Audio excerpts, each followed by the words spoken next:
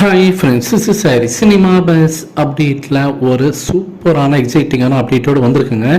கூலி படத்தோடைய அந்த ஓவர்சீஸ் உரிமையை வந்து ஒரு பெரிய தொகை கொடுத்து வாங்கியிருக்காங்க. ஆல் டைம் ரெக்கார்டு நம்ம தமிழ் சினிமா இண்டஸ்ட்ரியை பொறுத்த வரைக்கும். ஈவன் நம்ம சவுத் இந்தியன் சினிமாலே இந்த படத்துக்கான அந்த ஓவர்சீஸ் உரிமைன்றது ஒரு ஆல் டைம் ரெக்கார்டு அப்படின்னு தான் சொல்லணும். அப்போ சவுத் இந்தியாவிலே இந்த அளவுக்கு ஒரு பெரிய தொகை கொடுத்து ஒரு படத்தை வாங்குறாங்க அப்படின்னு பார்க்கும்போது அதோட பிரேக் ஈவனே கிட்டத்தட்ட உலகம் முழுக்க, அதாவது இந்தியாவை தவிர்த்து மற்ற ஓவர்சீஸோடைய வசூல் 25 மில்லியனை தாண்டணும், அதுதான் பிரேக் ஈவன் அப்படின்ற மாதிரி டார்கெட் வச்சிருக்காங்கன்னா அப்போ சவுத் இந்தியாவில் இது எந்த அளவுக்கு பெரிய ஒரு மூவியாக இருக்குன்றது பார்த்துங்க.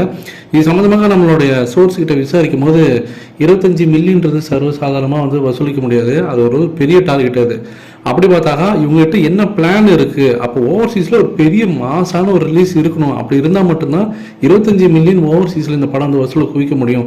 அப்போ இவங்க என்ன பிளான் வச்சுருக்காங்க அப்படின்னு சொல்லி கேட்கும்போது நமக்கு என்ன சொல்கிறாங்கன்னா, இது வரைக்கும் நம்ம தமிழ் சினிமா வரலாற்றிலே அமெரிக்கா பொறுத்த வரைக்கும், அதாவது நார்த் அமெரிக்கா, அதாவது கன்னடா, ஸோ அமெரிக்கா, ஸோ இதெல்லாம் சேர்த்து பார்த்தினாக்கா அது நார்த் அமெரிக்கான்னு சொல்லுவாங்க. ஸோ நார்த் அமெரிக்காவில் இது வரைக்கும் நம்ம தமிழ் சினிமா வரலாற்றிலே இந்த அளவுக்கு ஒரு நிறைய ஹியூஜ் நம்பர் ஆஃப் ஸ்க்ரீன்ஸில் ஒரு படம் ரிலீஸ் ஆனது இல்லைப்பா அப்படின்ற சொல்கிற வகையில் ஒரு மேசிவான ஸ்க்ரீன் கவுண்ட்லாம் வந்து எதிர்பார்த்துருக்காங்க. அதே போல் யூரோப் அண்ட் ஏஷியாவை பொறுத்த வரைக்கும் நம்ம இந்திய சினிமா வரலாற்றிலே இத்தனை ஸ்க்ரீன்ஸில் வந்து இந்த படம் ரிலீஸ் ஆக போது ஹியூஜ் நம்பர் ஆஃப் ஸ்க்ரீன்ஸை வந்து அதுக்கு வந்து ரெடி பண்ணியிருக்காங்க.